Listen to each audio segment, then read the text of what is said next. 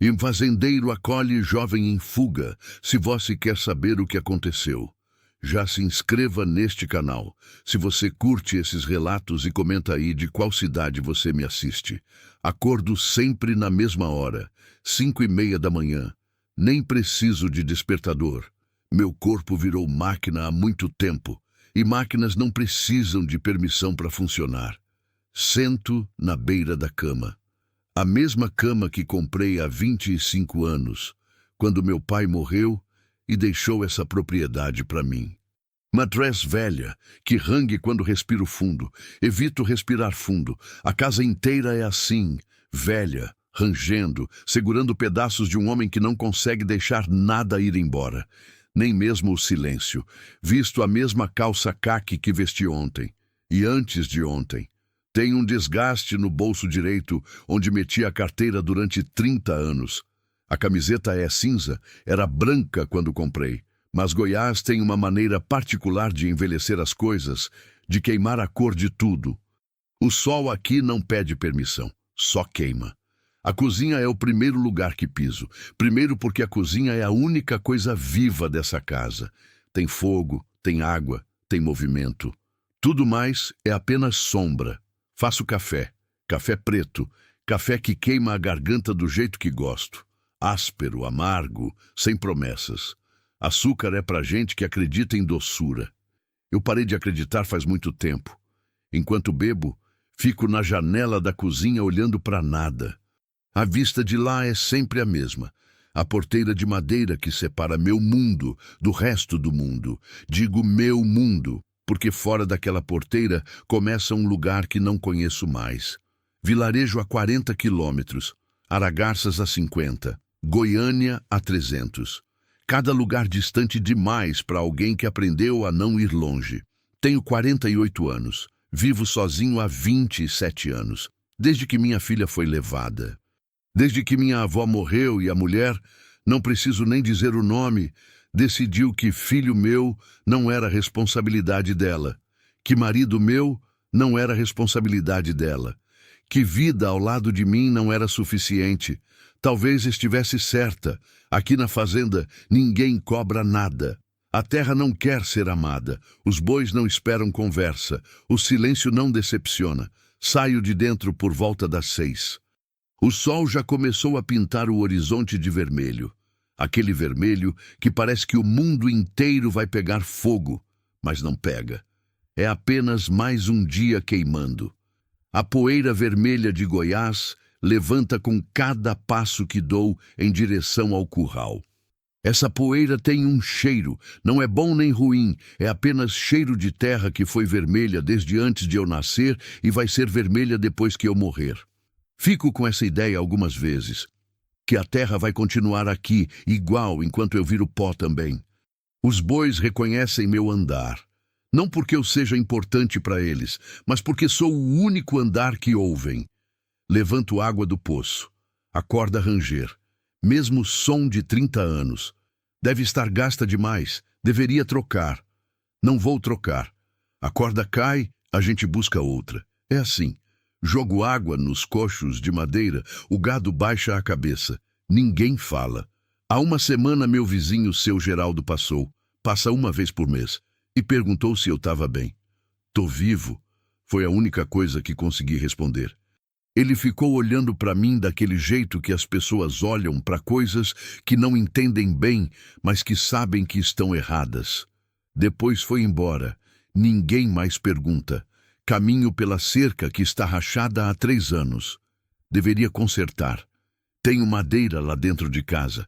Tenho ferramenta. Tenho tempo. Deus sabe que tenho tempo, mas não consigo levantar para fazer. É como se a cerca rachada fosse honesta, como se ela reconhecesse que tudo que a gente constrói é para desabar de qualquer forma. Deixo ela assim, rachada, aberta. Deixa entrar o vento. Sento debaixo da mangueira por volta das 3 da tarde. O trabalho termina quando termina. Não há cronômetro para a solidão. Fico ali, sob a sombra que a árvore faz, observando o pasto que se estende até a beira do que posso enxergar. A grama está seca demais. Deveria ter chovido mais esse ano. Não choveu. Observo a estrada de terra em frente à porteira. Passa um carro de vez em quando, talvez uma vez por semana. Às vezes é seu Geraldo. Às vezes é gente que não conheço, vindo de lugar nenhum, indo para lugar nenhum. A gente não se cumprimenta, a gente apenas reconhece que o outro existe. À noite, deito cedo, não porque tenha sono, mas porque fora de cama não há nada para fazer além de pensar. E pensar é mais caro que dormir. A noite aqui é escura demais, grande demais. Minha mãe costumava dizer que o silêncio era a voz de Deus falando, que quando tudo fica quieto, a gente consegue escutar o que é importante. Minha mãe estava errada. Silêncio é o vazio repetido, é o som de nada ecoando na sua cabeça. É a prova de que você existe porque ouve seu próprio coração e nada mais. Mas eu aprendi a viver nele. Depois de 27 anos, virou rotina. Aquela manhã começou como todas, 5:30, café, bois, poeira, tudo no lugar que deveria estar. Mas quando saí de dentro por volta de 6, notei algo que era raro. Chuva. Tinha chovido durante a noite. Uma daquelas chuvas de interior que não avisa, não pede desculpas, apenas chega e molha tudo de uma vez. A terra estava vermelha e brilhando sob o sol que começava a subir. O cheiro era diferente. Aquele cheiro de chuva em terra vermelha, que mistura argila molhada, grama verde que só cresce quando a água chega e poeira que não conseguiu mais se manter no ar. Era um cheiro que só existe em lugar seco quando finalmente chove. Um cheiro que a gente não sente todos os dias, então, quando sente, pareça quase bonito. Quase. Caminhei pela estrada de terra que separa minha propriedade do nada. Do outro lado, só tinha mais nada. Matagal crescido, aquele tipo de vegetação que não tem dono e não quer ter. Uns postes de telefone velhos, de madeira, que ninguém mais usa porque ninguém mais vem aqui para precisar de telefone.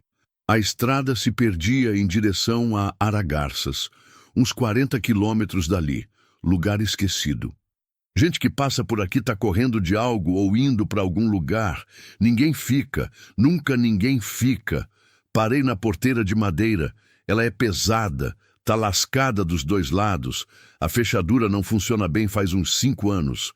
Deixei ela aberta porque é mais fácil. Ninguém vem roubar nada daqui. Não tem nada para roubar. Só terra e solidão, e ambas são abundantes demais para valer a pena levar. Olhei para o horizonte que não promete nada além de mais horizonte. Foi quando ouvi um som fraco. Tão fraco que poderia ser apenas brisa, apenas imaginação, apenas um daqueles sons que a gente cria quando está sozinho demais. Mas depois de 30 anos ouvindo o nada, desenvolvi uma escuta que não é exatamente de ouvido, é de corpo inteiro. Meu corpo sentiu aquilo como quem reconhece perigo, ou reconhece vida. Fui caminhando devagar pela estrada. O sol estava começando a queimar. Naquela hora, ainda era suportável. Estava naquele ponto onde o calor é intenso, mas ainda deixa respirar. Depois das 10, isso muda. Depois das 10, o calor fica sufocante. Vi primeiro uma sombra, depois vi a forma, depois vi o corpo. Estava caído. Não deitado com elegância, estava caído mesmo, uns 20, talvez 30 metros adiante, perto de uma árvore que a chuva da noite tinha derrubado. A raiz dela estava exposta, tipo osso saindo da pele. O corpo estava imóvel, sujo de lama, descalço. A princípio, achei que era morto.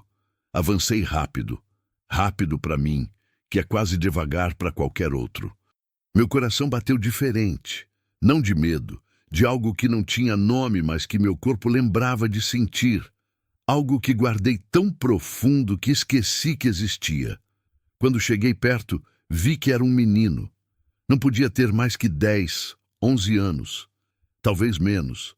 Desnutrição deixa a criança com aspecto de coisa que não cresceu direito. Pele escura, queimada de sol. Cabelo preto, sujo, pendurado no rosto. Roupas que tinham sido coloridas uma vida atrás. Agora eram apenas marrom de lama e cinza de descuido. Respirava. Pesado. como quem correu demais, ou rodou demais, ou viveu demais em pouco tempo. Abaixei devagar. Minhas articulações reclamaram. 48 anos vivendo sozinho endurece o corpo de formas que você nem imagina. Toquei o rosto dele com a palma da mão. Queimava. Não era febre pequena. Era aquele tipo de febre que não devia estar em corpo de criança. Aquele tipo de temperatura que queima de dentro para fora. Seus olhos se abriram quando toquei, mas não viu nada. Viu através de mim. Viu algum outro lugar, algum outro tempo. Febre alta demais para o corpo ficar consciente. Menino! Falei. Minha voz soou estranha em voz alta. Depois de tanto tempo falando só para mim, a voz saía como de quem esqueceu como falar com gente viva. Menino, tá aqui não. Peguei ele nos braços. Era leve. Leve demais. Criança não deveria ser tão leve. Deveria ter peso de esperança, de futuro, de coisa que vai crescer. Esse menino era leve como esperança que desistiu. Comecei a voltar para casa, carregando ele contra meu peito. Enquanto caminhava, uma coisa ecoava na minha cabeça, daquelas que a gente tenta não pensar. Ele não estava aqui ontem à noite quando passei na porteira. Alguém o deixou aqui. Alguém o deixou para morrer. Aquela ideia queimava mais que o corpo dele. A porteira se fechou atrás de mim, com um baque que parecia a porta do mundo fechando. Coloquei ele na cama que era da minha mãe. Nunca tinha dormido nela. Depois que ela morreu, faz 27 anos, a mesma quantidade de anos que minha filha está desaparecida. Coincidência que não acredito em coincidência. Nunca mais entrei naquele quarto. Mas a cama estava lá, como se esperasse por alguém. A colcha estava esfiapada. As cores já tinham virado cinza, aquela cor que tudo vira quando o tempo passa em roça. A almofada estava achatada do jeito que ficava quando minha mãe deitava ali, sofrendo de dor que os médicos não conseguiam parar. Deitei o menino com cuidado, que não sabia que tinha mais. Ele tremeu mesmo com aquele calor que tornava o ar da fazenda quase sólido. Fui buscar água. Molhei um pano velho que estava pendurado perto do fogão e comecei a limpar o rosto dele. A sujeira saía em camadas. Terra vermelha de Goiás, suor que não tinha sido limpo em dias, sujeira de estar perdido em um mundo que não sabe acolher crianças. Embaixo da sujeira tinha roxos. Roxo escuro nas costelas. Roxo mais claro no braço esquerdo. Roxo velho nas costas. Aquele tipo que já está amarelando nas bordas. Já está começando a cicatrizar. Alguém tinha batido nele. Não uma vez. Muitas vezes. Senti aquela coisa subir no meu peito. Raiva. Uma coisa que eu tinha enterrado tão fundo que esqueci que era capaz de sentir. Tá tudo bem, filho, sussurrei para ele, mesmo sabendo que ele não podia ouvir. Tá tudo bem agora. Ninguém aqui bate em ninguém. Ele não ouviu. Ou ouviu, mas não entendeu. A febre dele era alta demais para o mundo entrar. Passei a noite acordado, não é novidade. Faço isso todo dia de qualquer forma, acordado deitado, pensando em vez de dormir. Mas aquela noite era diferente, porque não era para ninguém. Era para ele. Tinha propósito, tinha significado. Fazia compressa fria a cada meia hora, água gelada. Molhava o pano, colocava na testa dele, esperava alguns minutos, trocava quando esquentava. Mudava o pano molhado quando secava. De vez em quando ele gritava de pesadelo. Aquele tipo de grito que vem de profundo, que não é apenas corpo tendo medo, é memória tendo medo. E eu colocava a mão no peito dele. Simples. Apenas palme tocando pele. Mas era para ele sentir que não estava sozinho. Que nunca mais ia estar sozinho. Deve ter sido perto das 3 da manhã quando ele acordou de verdade. Não era aquele acordar de pesadelo, era acordar de corpo que volta do outro lado de si mesmo. Os olhos dele focaram em mim. Viu que era uma pessoa. Viu que não era ameaça, ou pelo menos a febre dele deixou ele acreditar em segurança por uns segundos. Começou a chorar sem barulho, apenas lágrimas. lágrimas que saía do rosto dele como quem chora porque já chorou tanto que não sobra som. Como quando você chora e chora até o corpo esquecer como fazer barulho daquilo. Tá tudo bem, falei. Você tá seguro? Demorou um tempo, mas ele respirou fundo. Aquele tipo de respirada que é quase soluço. Como você chama? Perguntei. Demorou mais tempo ainda. Ele tinha medo de falar, como se falar fosse confessar algo. Miguel, disse ele finalmente. Voz rouca de quem não tinha usado voz em dias. Meu nome é Miguel. Pode ficar, Miguel. Aqui é seguro. Ele olhou para mim como se a palavra seguro fosse uma língua estrangeira que alguém estava tentando lhe ensinar. Olhou para o quarto, para o teto, para o ventilador que estava parado, mas estava ali. Depois olhou de novo para mim e assentiu.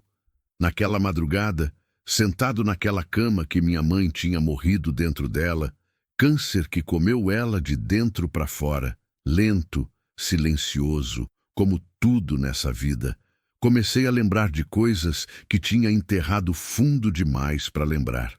Minha filha teria a idade dele agora. Minha filha que nasceu quando eu tinha 21 anos, de uma mulher que eu queria demais, que eu achava que era suficiente querer demais, mas não era. A mulher saiu quando a menina tinha 1 semana. Deixou um bilhete. Não consigo. Aquilo era tudo. 7 dias depois. 7 dias que parecem uma vida inteira quando você está tentando ser pai sozinho. A assistente social apareceu. Mulher uniformizada, com sorriso que não alcançava os olhos. Disse que eu era muito jovem, que era sozinho, que era incapaz de oferecer o que uma criança merecia. Não disse se era verdade ou mentira. Apenas levou. Nunca soube para onde. Tentei procurar quando tinha uns 25 anos. Processo custava dinheiro que não tinha. Processo custava tempo que feria demais. Então parei de procurar. Escolhi o silêncio em vez da dor. Mas ali, aquela madrugada, passando compressa fria na testa daquele menino que não era meu filho, que não era ninguém meu, entendi que tinha passado 27 anos fugindo de um jeito muito específico de sofrer. E agora, aquele sofrimento estava batendo na porta de novo. Quando o sol nasceu, Miguel dormia mais tranquilo. A febre tinha baixado um pouco. Consegui ver na forma como respirava mais leve, como o corpo dele parou de tremer cada 2 segundos. Ele respirava melhor. Na luz da manhã, consegui ver melhor as marcas no corpo dele, cicatrizes velhas, ferimentos que ninguém tinha tratado direito, uma queimadura na mão que parecia intencional. Histórias que seu corpo contava, mas sua boca ainda não sabia falar. Preparei caldo de galinha, coisa que não fazia para ninguém desde a morte da minha mãe. Peguei um frango dos que tinha, ainda estava vivo, e tive que fazer o que nunca tinha feito com facilidade. Matar. Matei rápido. Depenei. Cortei. Ferveu em água com sal, com alho, com cebola. Deixei cozinhar até a carne sair do osso sozinha. Meu estômago não merecia aquilo. Depois de anos de comida sem gosto, feita apenas para sustentar o corpo. Mas Miguel merecia. Quando ele acordou de verdade, no meio da manhã conseguiu beber um pouco, não falou nada. Apenas beber, devagar, como quem tem medo de algo tão simples quanto o caldo quente. Depois fechou os olhos de novo. Fiquei sentado ao lado daquela cama. A casa, que era apenas ecos de um homem vazio, que era apenas máquina de viver sozinho, tinha um som diferente agora. Tinha respiração. Tinha corpo que ocupava espaço. Tinha história que não era minha, mas que agora passava a ser responsabilidade minha. Naquela tarde, quando fui cuidar dos bois, eles pareciam menos vazios também. Ou talvez fosse eu que estava menos vazio. Não sei qual das duas coisas é pior. Viver sozinho e não sentir nada, ou viver sozinho durante 27 anos, acostumar-se com não sentimento e depois ter aquele não sentimento quebrado tudo de repente. No terceiro dia, Miguel conseguiu falar mais. Não tudo. Fragmentos. Histórias que pulavam de um lado para o outro como pássaro assustado. Ele era de um abrigo. Isso é o que chamam aquilo, abrigo. Mas pelo que ouvi, era mais prisão. Mais abandono institucionalizado. Meninos lá dormiam em colchão no chão. Comiam o que davam. Levavam pancadas se reclamassem. Fugiu porque ouviu falar que iam mandar ele para o interior. Para trabalhar em fazenda que ninguém fiscal. Para sumir. Correu a noite inteira até cair onde eu o encontrei. Não sabia para onde ia, só sabia que tinha que sair. De quem ele estava fugindo, dos homens que rodavam o abrigo, que apareciam com dinheiro, que levavam menino e não devolvia. Ele não falava direto, mas eu percebia. Percebia na forma como respirava quando ouvia carro na estrada. Percebia na forma como fechava os olhos quando alguém batia na porta. E eu entendi que era perigoso, que trazer ele aqui era trazer perigo. No quarto dia, a febre voltou. Pior dessa vez, muito pior. Eu tinha trocado a roupa dele, visto que as feridas não estavam fechando direito. Algumas tinham infecção. Aquele pus amarelado que tem cheiro de apodrecimento. Aquele cheiro que você sente no ar e sabe que é corpo que está começando a perder a batalha. Miguel gritava quando eu tocava. Gritava de jeito que parecia que estava se machucando de novo toda vez que tocava naquilo. Naquela noite, sentei na varanda com o corpo queimando por dentro. Miguel precisava de médico, de antibiótico, de coisas que eu não tinha e não podia dar. Eu tinha conhecimento de roça, como tratar animal ferido, como costurar ferimento simples, como rezar para Deus que não escuta. Mas aquilo ali era além do que meus braços chegavam. Se eu o levasse para o hospital em Aragarças, tinha que responder perguntas. Perguntas do tipo: de onde ele veio? Quem são os pais? Por que estava sozinho numa estrada? E se quem estava procurando ele, e eu sabia que alguém estava procurando, descobrisse que ele estava comigo? Passei a noite inteira com aquilo martelando na cabeça. Meu peito doía. Aquele tipo de dor que não é do corpo. É de antes, do tempo em que minha filha foi levada. Do tempo em que deixei de lutar, porque lutar dói demais. De madrugada, Miguel piorou. A respiração dele ficou pesada, ofegante, como se o ar não fosse suficiente para encher os pulmões.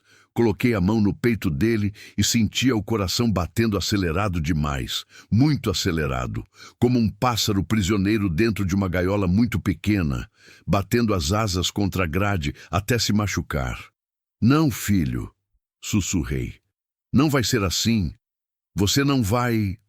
Não consegui terminar. Porque naquele momento percebi que tinha se passado 3 dias e eu nunca tinha perguntado para ele se ele era feliz. Nunca tinha perguntado qual era o sonho dele. Nunca tinha dito que ele era importante. Nunca tinha dito que merecia estar vivo. Simplesmente tinha cuidado. Como se cuidar fosse suficiente quando a gente não consegue salvar. Aquela madrugada, enquanto o coração dele batia naquele ritmo que não devia estar em ninguém, eu tomei uma decisão. Acordei ele quando o sol começou a nascer. Consegui acordar porque o corpo dele tinha esfriado durante a madrugada. Aquela frieza que não é boa. Aquela que é sinal de corpo desistindo. O coloquei em pé, mesmo com ele reclamando, mesmo com a fraqueza dele quase o derrubando. Vesti ele com roupas que tinha guardado, do meu avó, velho demais, grande demais para Miguel, mas cobria. Peguei na mão dele e caminhei em direção à cozinha. A gente vai sair daqui, falei. Ele tremeu. Você confia em mim? Perguntei. Ele assentiu. Porque quando você cuida de alguém de verdade, sem esperar nada em troca, sem pedir nada, eles confiam em você sem perguntar por quê. Peguei meu dinheiro, aquilo que tinha guardado por anos de trabalho, anos de não gastar, porque não tinha para onde gastar. Meti no bolso, coloquei Miguel na caminhonete. Ele pesava tão pouco que parecia que eu estava carregando o ar.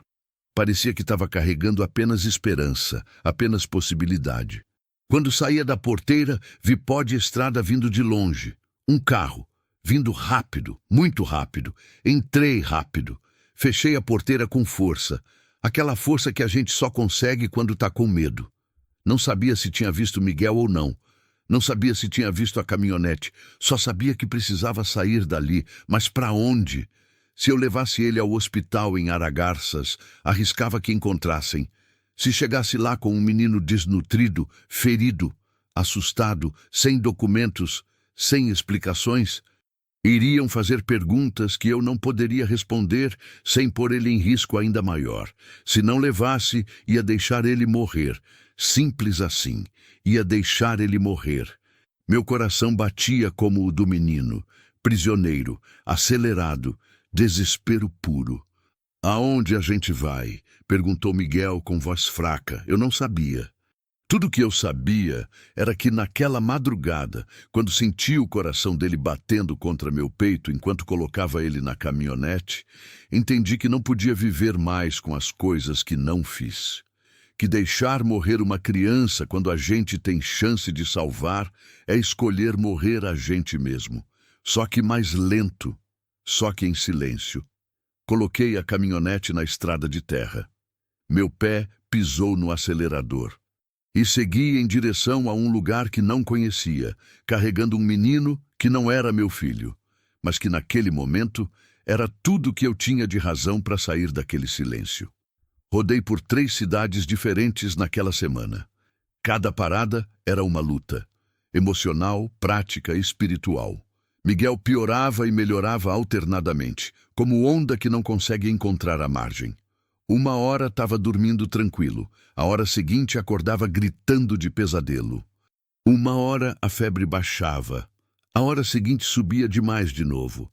Consegui levar para uma clínica privada pequena, no interior de Tocantins, numa cidade que Deus não ia procurar.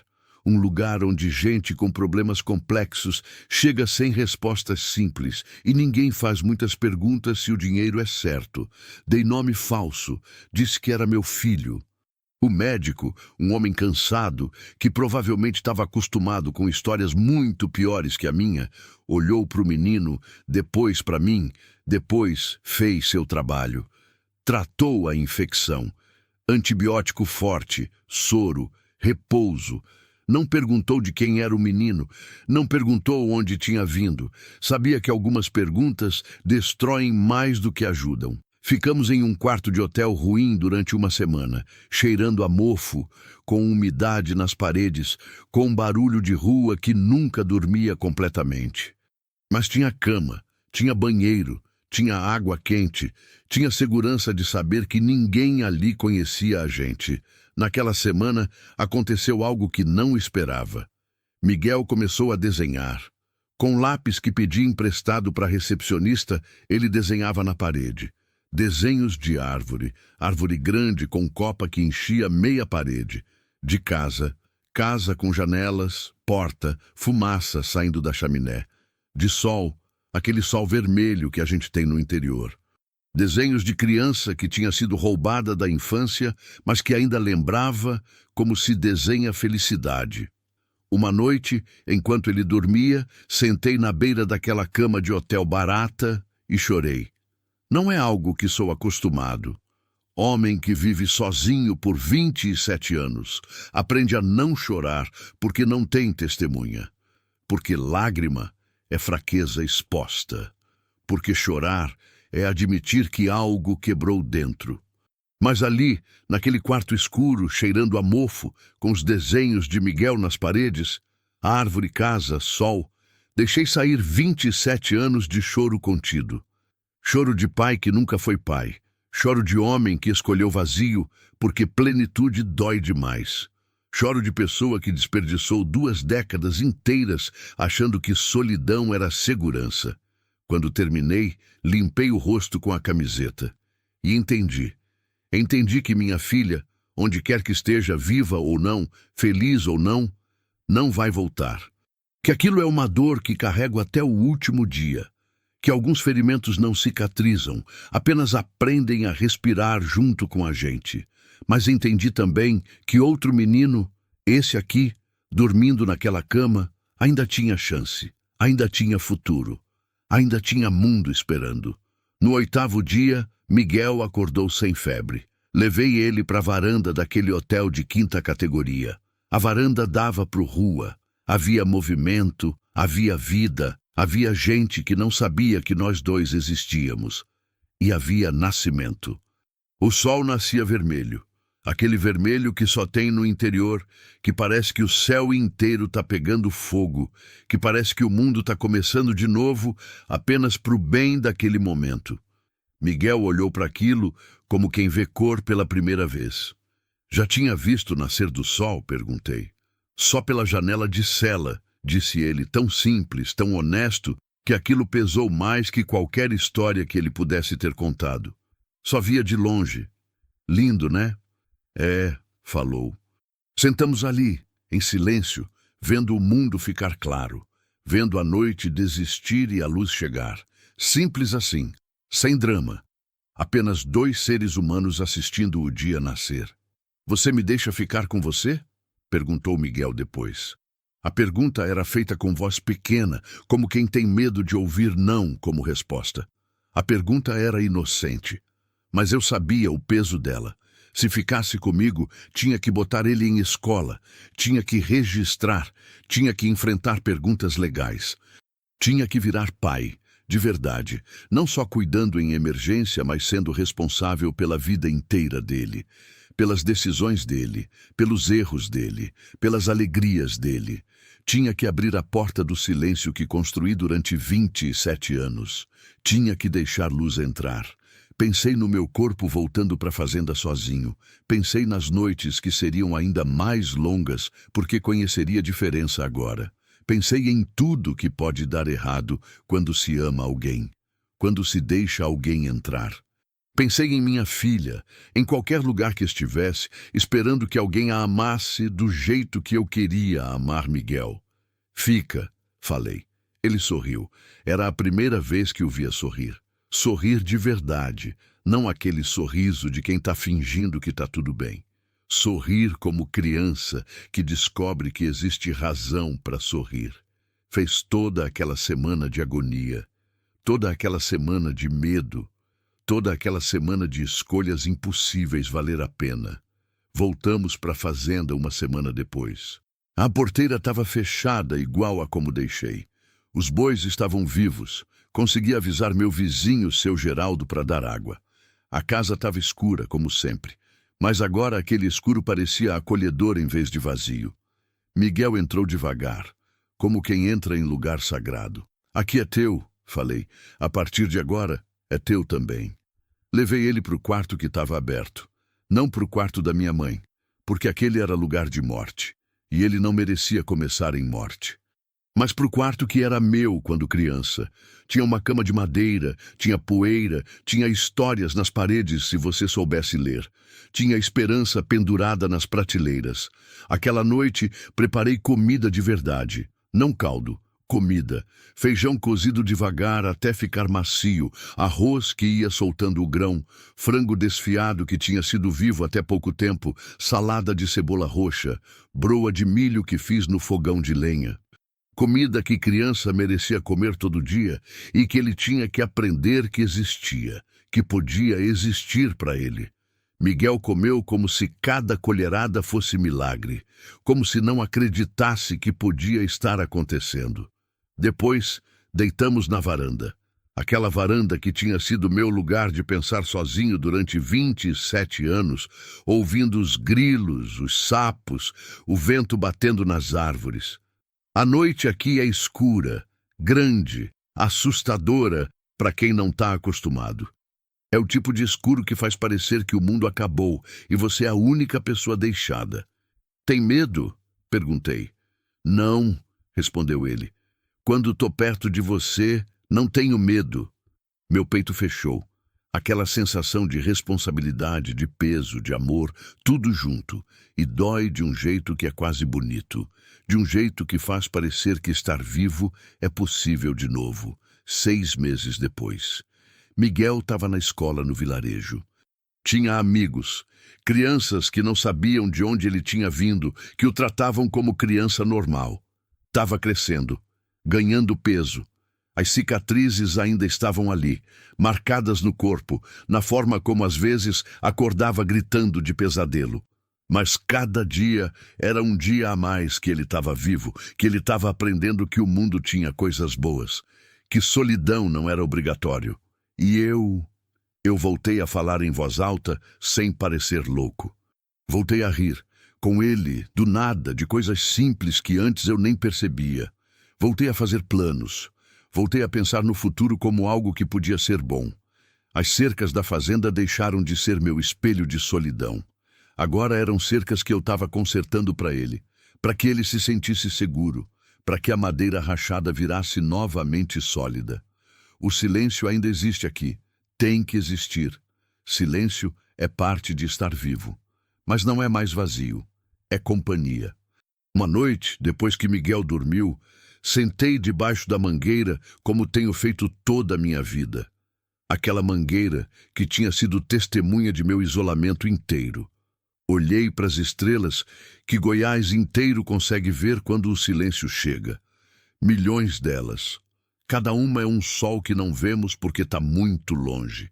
E pela primeira vez em 27 anos, pensei na minha filha sem aquele peso de pedra no peito. Porque entendi que ajudar Miguel era, de alguma forma, pedir perdão silenciosamente pela minha filha. Não era salvá-la. Não posso salvá-la. Talvez nunca vou poder. Mas era fazer diferença para alguém que a vida tinha deixado para morrer. E fazendo diferença para alguém, a gente se salva a si mesmo. Não é grande salvação. Não é coisa grandiosa que vai mudar o mundo. Mas é real, é honesto, é humano. Meu pai morreu deixando uma propriedade. Minha mãe morreu deixando uma cama vazia. Minha filha deixou um buraco que nunca fechou, que carrego em cada respiração, em cada silêncio. Mas Miguel deixou cinzas que floresceram. Deixou em mim a lembrança de que estar vivo não significa apenas respirar. Não significa apenas acordar, trabalhar, comer, dormir. Significa estar ao lado de alguém. Significa oferecer água quando vê alguém com sede. Significa colocar mão no peito de alguém para ele sentir que não está sozinho. Significa dizer que tudo vai ficar bem quando sabe que talvez não fique. Mas diz mesmo assim, porque esperança é um ato de amor. Porque esperança é a coisa mais corajosa que a gente consegue fazer. Entendo agora que o silêncio não é voz de Deus. Minha mãe estava errada. O silêncio é apenas silêncio. É ausência, é vazio, é morte devagar. Mas quando tem alguém compartilhando aquele silêncio com você, quando tem uma mão pequena segurando a sua no escuro, quando tem respiração de criança que dorme tranquila sabendo que está segura, quando tem alguém que te chama de pai e aquilo não é mentira, é apenas verdade. Aí, naquele momento, o silêncio vira sagrado. E a gente, finalmente, depois de tanto tempo sendo apenas máquina, apenas rotina, apenas cinza, a gente finalmente respira.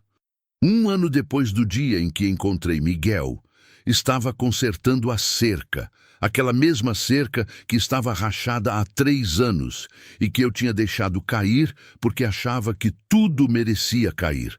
Agora eu estava consertando. Estava consertando porque Miguel tinha pedido. Tinha dito que queria que a cerca ficasse bonita, porque amigos dele passavam pela estrada e ele queria que achassem que era uma fazenda cuidada, que era um lugar bom. Lugar bom. Frase estranha vinda da boca de criança que cresceu em cela. Eu martelo o prego, sempre o mesmo som, sempre o mesmo ritmo, e penso em como o tempo muda tudo, não de uma forma grande e dramática, mas devagar, como água que corre, como erosão, como transformação tão lenta que você só percebe quando olha para trás e vê que não é mais quem era.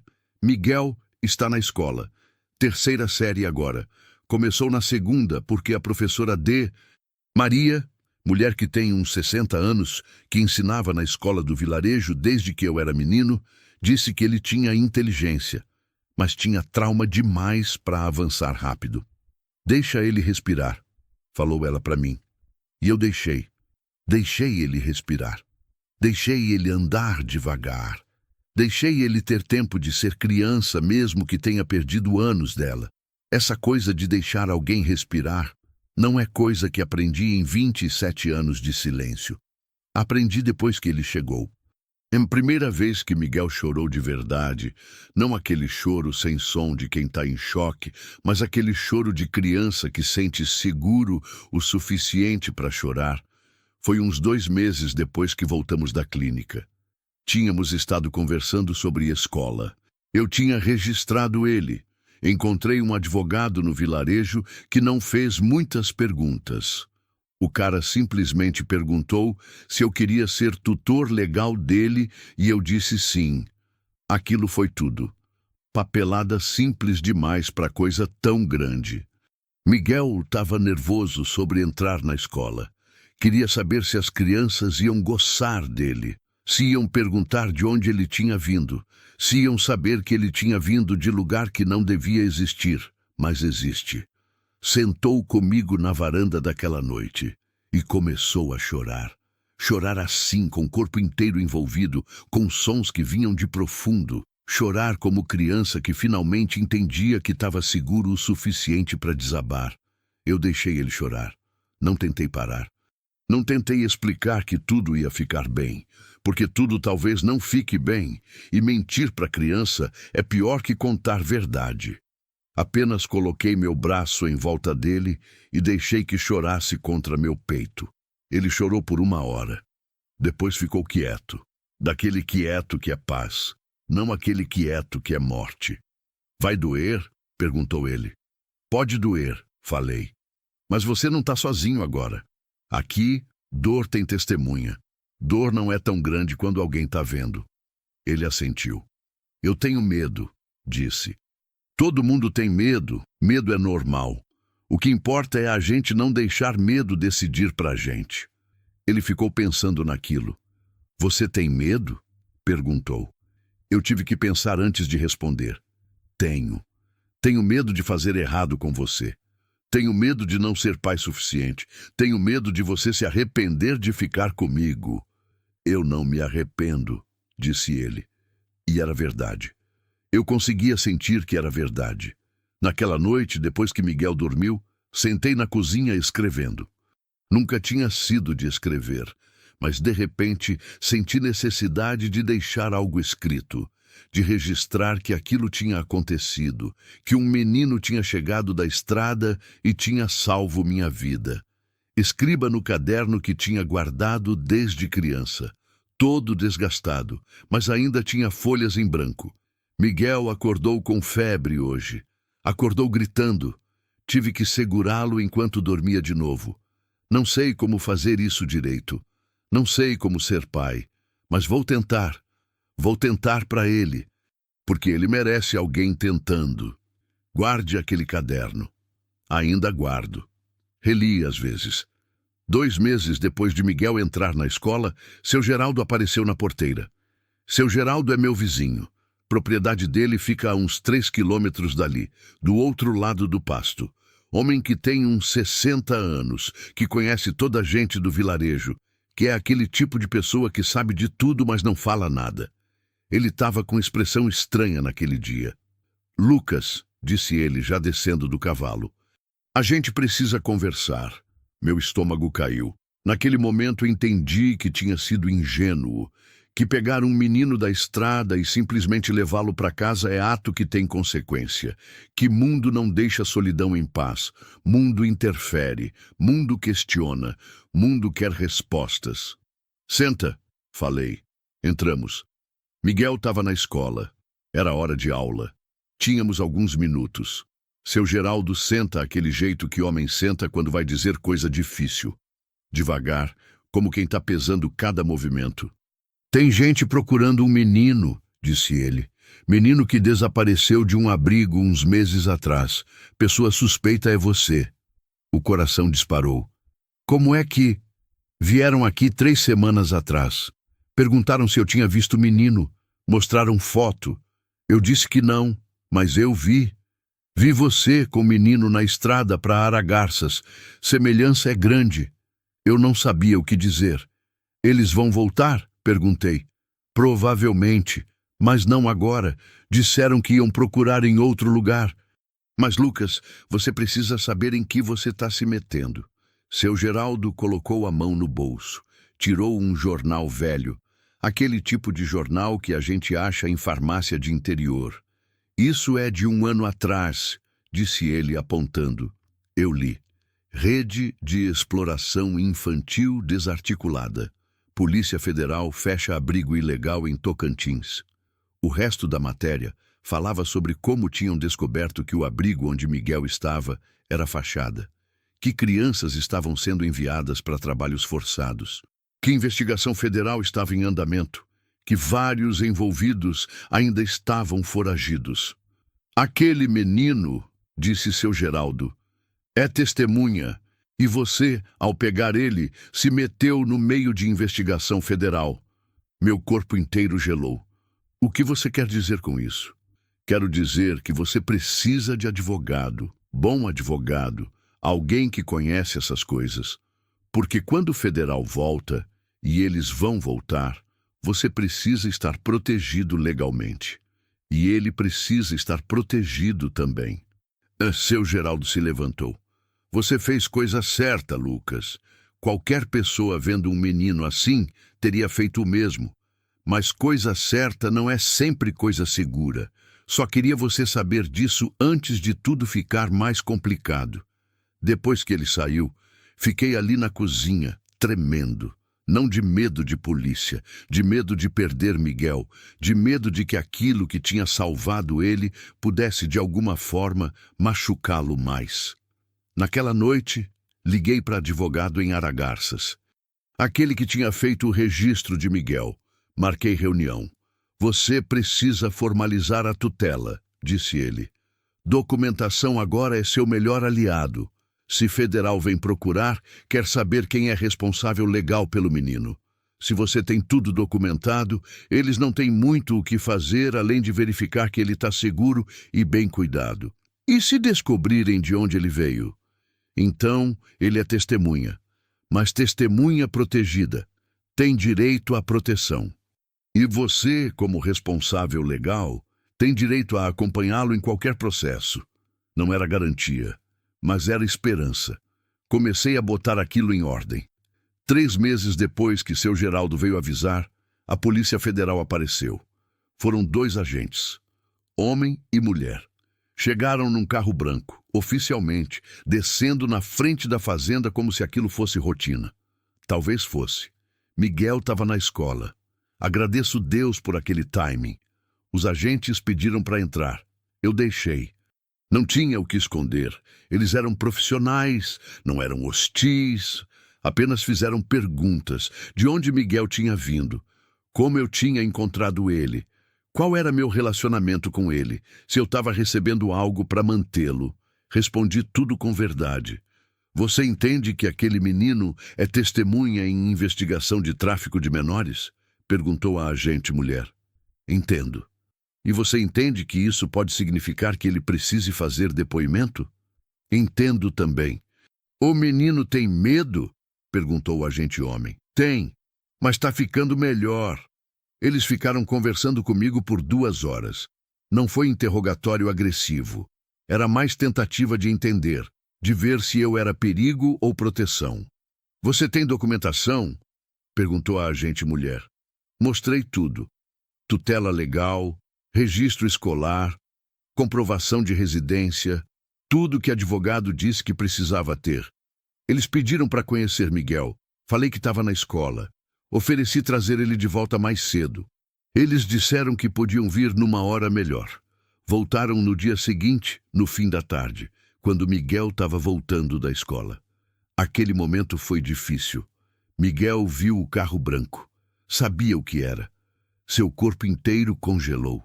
Começou a tremer. Eu coloquei a mão na cintura dele. Quis dizer, tudo bem, mas não consegui mentir para ele.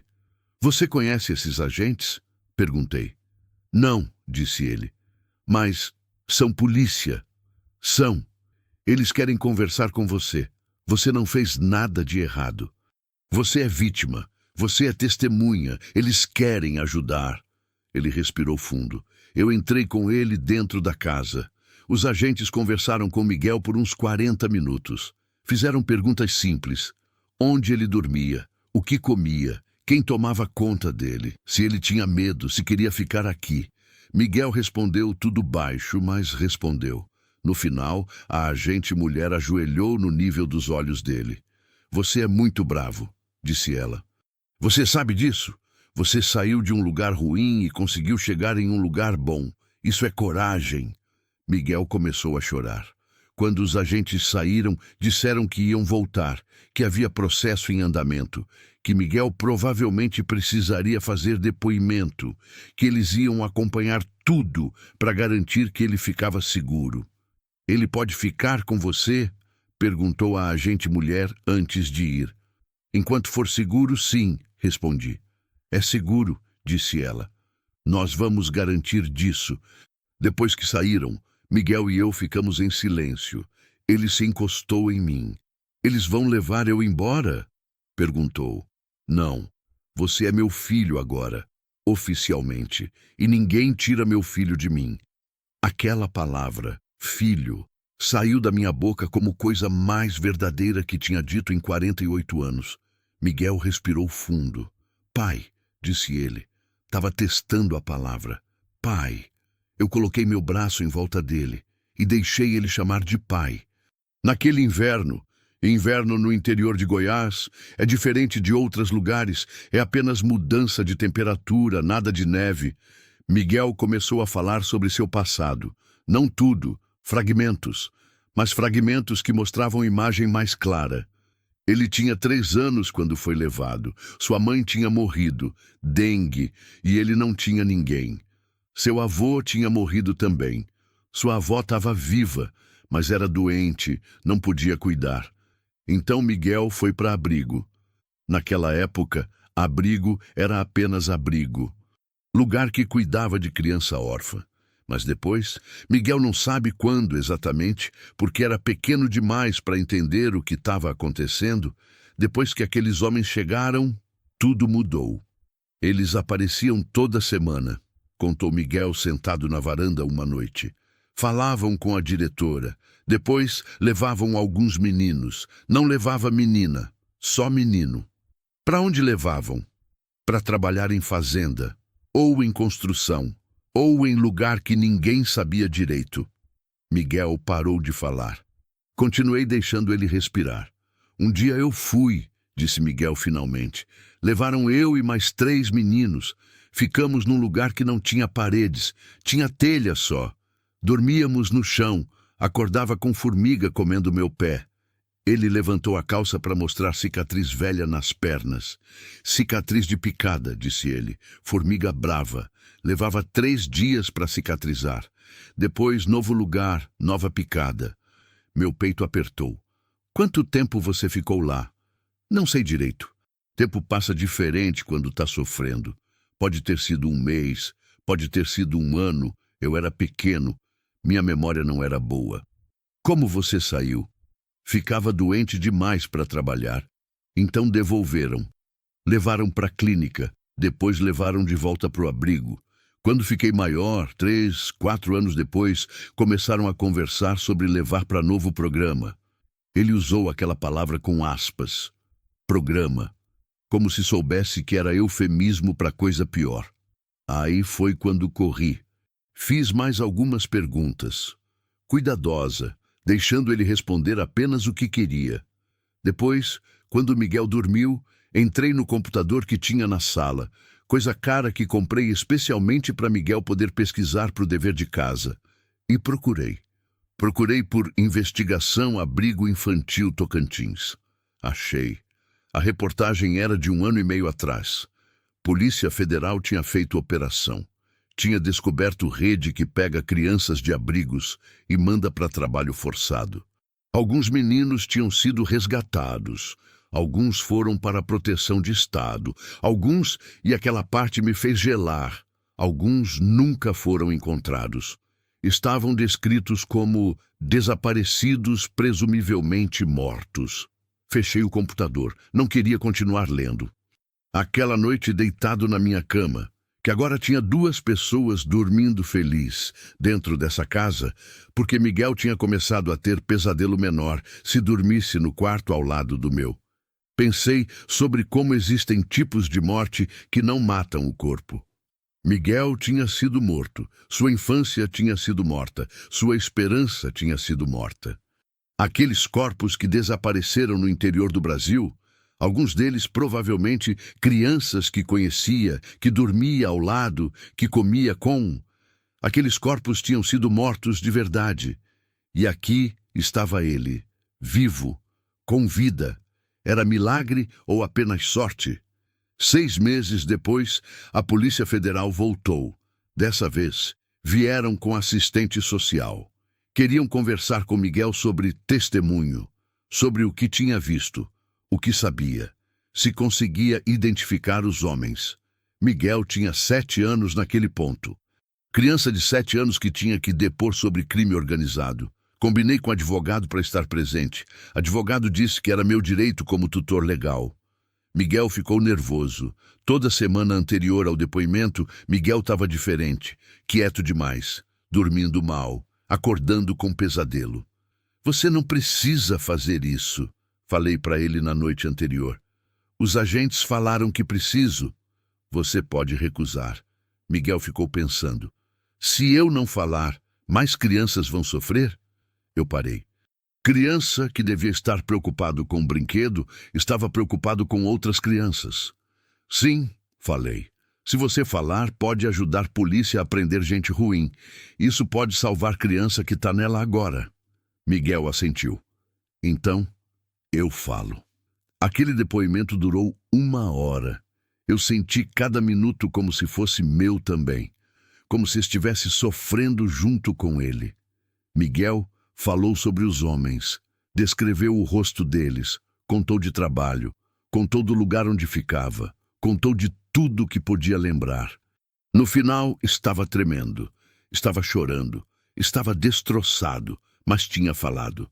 3 meses depois, disseram que tinham feito prisão. 3 homens que estavam envolvidos na rede. Um deles era administrador do abrigo. Os outros 2 eram aqueles que levava criança. Não foi todos. Tinha mais gente envolvida que não conseguiram pegar. Mas foi o que conseguiram com a ajuda de Miguel. Quando recebi aquela notícia, chamei Miguel para conversar.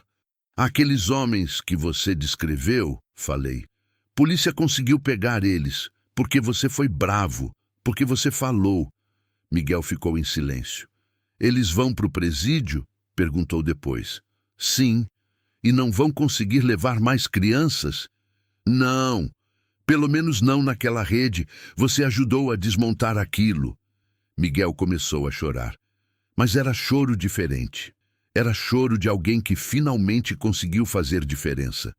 Eu sou herói? Perguntou ele com a voz pequena. Você é, falei. Você é herói. Herói é pessoa que faz coisa difícil porque precisa ser feita, mesmo tendo medo. Você fez isso. Miguel subiu no meu colo.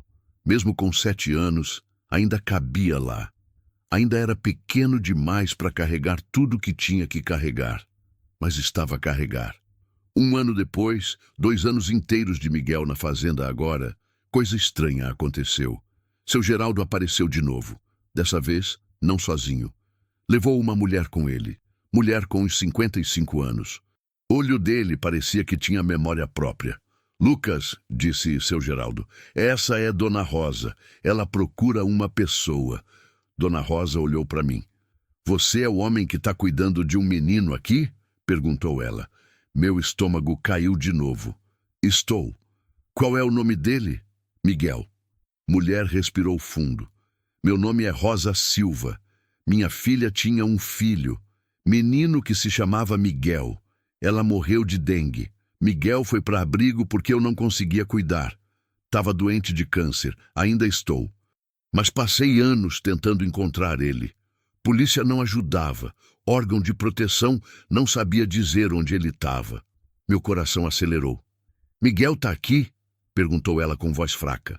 Tá, ele tá na escola agora. Mas volta em 1 hora. Dona Rosa sentou e começou a chorar.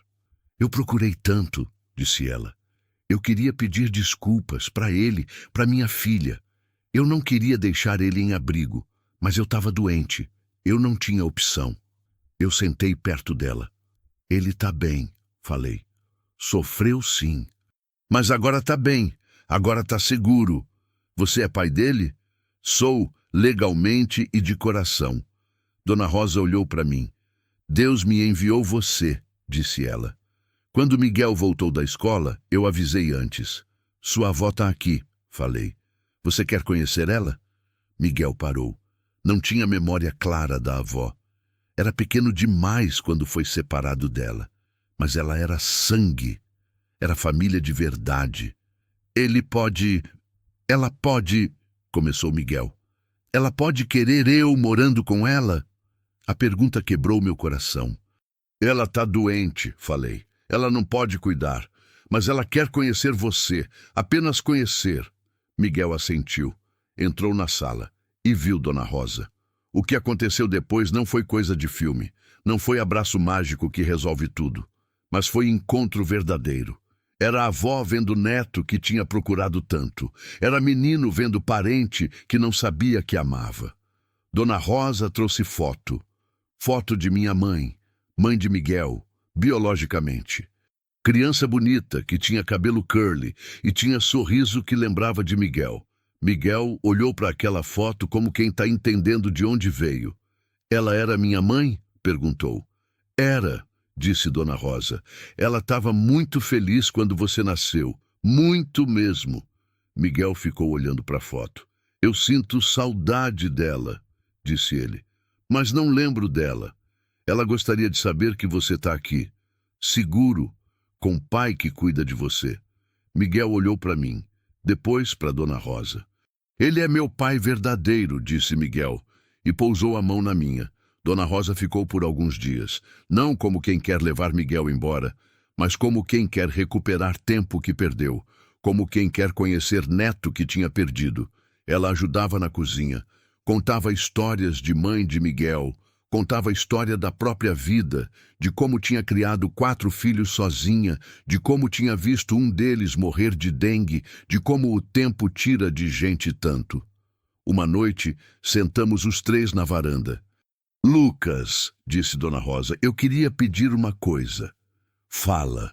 Eu não vou viver muito tempo. Médico falou que meu câncer está em estágio avançado. Talvez mais 1 ano, talvez menos. Quando eu morrer, eu queria que você deixasse Miguel me visitar, em cemitério, para saber que ainda tem alguém que se lembra. Eu assenti. Claro. E se ele quisesse saber sobre minha vida, sobre família, você contaria para ele? Eu contaria. E ele visitaria você, porque você é avó, você é raiz. Dona Rosa colocou a mão na minha. Obrigada, disse ela. Obrigada por dar ao meu neto o que eu não consegui. Obrigada por salvar ele. Não foi salvação, falei. Foi apenas cuidado. Ele é que salvou a mim. Dona Rosa morreu 8 meses depois, de forma rápida no final. Câncer que começou a atacar com mais força. Ela pediu para morrer em casa. Foi para o hospital só nos últimos dias, porque dor ficou insuportável. Miguel estava com 8 anos. Eu levei ele para visitá-la no hospital naquele último dia. Dona Rosa estava de mãos dadas com Miguel. Estava fraca, estava claramente indo embora, mas estava ali, presente, deixando marca. Miguel, disse ela com voz que parecia papel sendo rasgado, você é menino muito especial. Você já passou por coisa que adulto nenhum deveria passar. Mas você está vivo. Você está aqui. Isso significa que você tem propósito.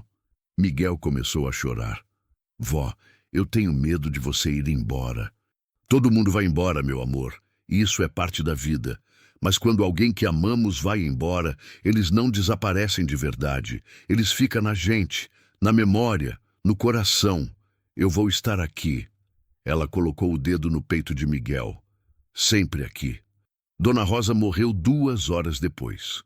Quando ela respirou o último suspiro, Miguel estava dormindo na minha cama. Tinha pedido para dormir ali aquela noite. Acordei ele de manhã cedo para contar. Miguel chorou. Chorou de jeito que achei que corpo pequeno dele não aguentaria aquela quantidade de dor. Mas aguenta. Corpo aguenta muito mais do que a gente acha. No funeral, Miguel falou. Falou sobre a avó que tinha conhecido tarde, mas que deixou marca. Falou sobre saudade, falou sobre como a gente sente que falta alguém. Palavras de criança que tinha aprendido cedo que mundo é duro. Parte 7. O silêncio transformado. 3 anos depois que encontrei Miguel, ele agora tinha 10 anos, estava na 5ª série, tinha amigos de verdade, tinha notas boas, tinha aquele jeito de criança que conhece tristeza, mas não deixa que tristeza defina ela. Eu comecei a pensar em escrever essa história, não para publicar, para registrar, para deixar para Miguel saber um dia quanto ele tinha mudado meu mundo. Comecei a escrever no caderno velho que tinha, aquele que começava com Miguel acordou com febre hoje. Escrevi sobre encontro, sobre febre, sobre viagem para a clínica, sobre tribunal, sobre Dona Rosa morrendo. Escrevi sobre como o homem que vivia em silêncio aprendeu a ouvir de novo. E enquanto escrevia, comecei a entender.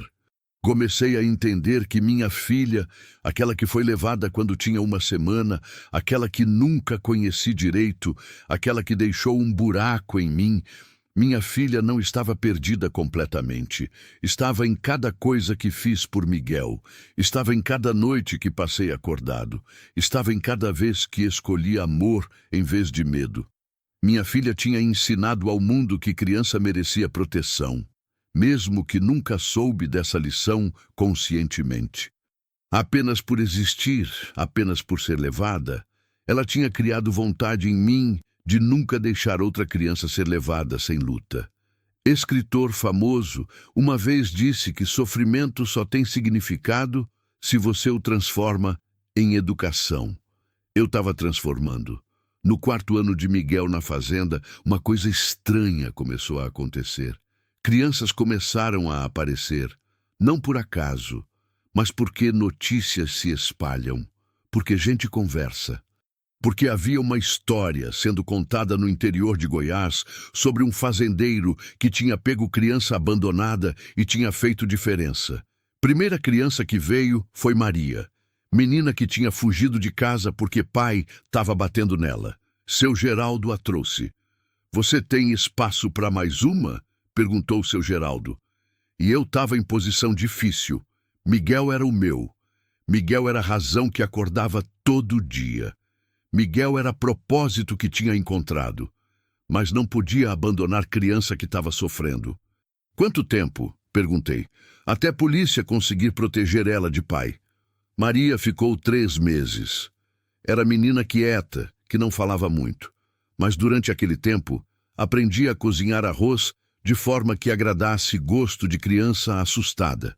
Aprendi a deixar porta do quarto aberta para ela se sentir segura. Aprendi a permitir que Miguel ajudasse, porque ajudando outra criança, Miguel estava também aprendendo sobre empatia, sobre responsabilidade. Quando Maria foi embora, polícia conseguiu proteger ela, conseguiu um lar seguro para ela. Miguel chorou. Por que ela tinha que ir? Perguntou. Porque ela estava sofrendo em casa e precisava voltar. Porque a gente ajudou ela a ficar segura. Porque agora ela vai ter vida boa. Mas você não vai desistir de você para ajudar ela? Perguntou Miguel inseguro. Não, você é meu filho. Você sempre vem primeiro. Mas tem espaço no meu coração para ajudar outras crianças também. Miguel pensou naquilo. Meu coração é grande. Seu coração é gigante. Você não sabe disso ainda, mas é. Depois de Maria vieram outros. João, menino que estava em situação de rua.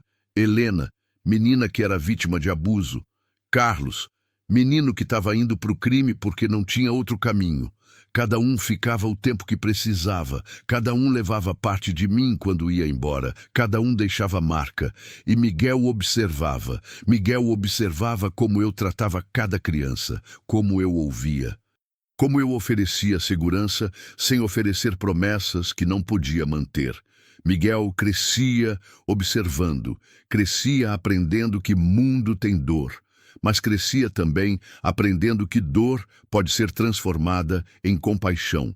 Quando Miguel fez 12 anos, a fazenda tinha se transformado em algo que nunca planejei. Tinha uma escola pequena que funcionava de forma informal. Eu ensinava leitura, matemática. D. Maria do vilarejo vinha 2 vezes por semana para aulas mais formais. Tinha a horta que Miguel tinha criado. Isso era responsabilidade dele. Tinha galinhas, bois, vida que pulsava. Tinham crianças, sempre estava tendo criança. Essa coisa de ser abrigo não era planejado, mas aconteceu. Aconteceu porque criança que precisa de proteção encontra o caminho para quem protege. Polícia sabia de mim. Órgãos de proteção infantil sabiam. Algumas vezes, quando tinham criança que precisava de lugar seguro temporário, traziam para minha fazenda. Nunca recebi dinheiro oficial. Nunca pedi, mas recebia doação, recebia comida, recebia roupa, recebia o que precisava para continuar. Miguel, no meio disso tudo, virou meu assistente. Virou alguém que as outras crianças respeitavam. Porque Miguel tinha estado onde elas estavam.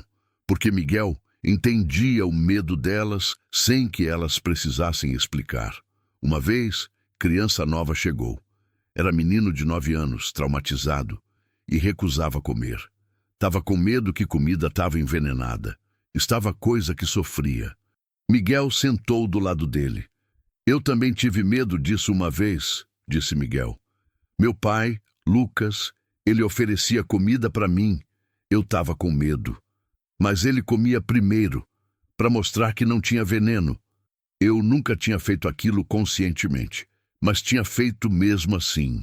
O menino novo olhou para a comida, depois olhou para mim. Você come primeiro? Perguntou. Eu comi. Depois ele comeu. Naquela época comecei a receber visitas de pessoas que queriam aprender. Visitantes que estavam interessados em como a gente fazia aquilo, como transformava a fazenda em abrigo, como lidia com trauma, como ensinava a criança que mundo podia ser bom. Eu não era especialista, não tinha diploma, não tinha certificado, apenas tinha experiência, apenas tinha coração que tinha aprendido a funcionar de novo depois de 27 anos parado.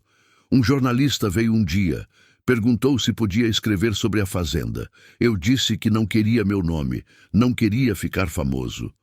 Porque isso não era sobre mim, era sobre crianças. Ele respeitou. Escreveu sobre projeto comunitário de proteção infantil em Goiás. Não mencionou meu nome. Não mencionou o nome de nenhuma criança, mas mencionou que estava funcionando. Depois daquele artigo, tivemos ainda mais crianças. Tivemos NGOs entrando em contato. Tivemos governo oferecendo apoio. Pequeno, mas oferecendo. Minha fazenda, que era lugar de morte devagar, tinha virado lugar de vida rápida. Hoje estou com 55 anos. Miguel tem 18. Está na universidade, estudando educação, quer ser professor. Para ensinar crianças como nós, disse ele uma vez, que nem tudo está perdido. A fazenda continua recebendo crianças. Tenho ajuda agora. 2 mulheres que trabalham aqui, que cuidam, que ensinam. Tenho apoio legal. Tenho documentação, tudo em ordem. Não é perfeito. Criança que sofre não se recupera completamente. Trauma é coisa que carrega. Mas essa coisa de sofrer, a gente aprende que é possível sofrer e continuar vivo. E é possível sofrer e ajudar outro a sofrer menos. Minha filha, aquela que foi levada aos 7 dias, eu ainda não a encontrei. Tentei mais de uma vez. Processos oficiais, pesquisas privadas, mas registro foi perdido, arquivo foi destruído, ou talvez ela não queira ser encontrada. Aceitei essa perda há anos, mas compreendi que encontrar Miguel foi, de alguma forma, encontrar ela também. Porque cada criança que protejo é criança dela que eu não podia proteger, sendo protegida por mim agora. Meu pai, que morreu deixando fazenda, estaria surpreso de ver o que virou sua propriedade. Minha mãe, que morreu em Kikama, estaria surpresa de ver que dor dela não foi sem propósito. Meu silêncio, que durou 27 anos, virou voz. Não porque alguém me pediu para falar, mas porque ficou impossível ficar em silêncio quando criança está gritando. Tem noites que ainda sinto a solidão. Tem noites que ainda lembro de como era viver sozinho, de como o silêncio era conforto. Mas quando lembro daquilo, Miguel está ali. Ou tem outra criança dormindo em um dos quartos. Ou tem lembrança de Dona Rosa na parede. Ou tem diário que escrevi documentando transformação. E entendo que aquele silêncio era morte. Aquele silêncio era máquina fingindo ser humano. Aquele silêncio era covardia disfarçada de proteção. Semana passada, Miguel me abraçou. Apenas abraçou, sem motivo, sem ocasião. Obrigado, disse ele. Por quê? Por não deixar eu morrer naquela estrada. Eu senti isso em todo o corpo meu. Obrigado você, respondi, por me deixar viver de novo. Essa é a história do homem que vivia no silêncio. Que acordava cedo, que cuidava de bois, que dormia cedo, que não falava, que deixava tudo cair porque tudo merecia cair, que tinha perdido filha, tinha perdido esposa, tinha perdido mãe, tinha perdido tudo que movia ele. E que um dia encontrou o menino na estrada e escolheu parar, escolheu cuidar, escolheu amar e descobriu que amar é salvação. Que cuidar é redenção, que quando a gente se abre para outra pessoa, a gente se salva a si mesmo.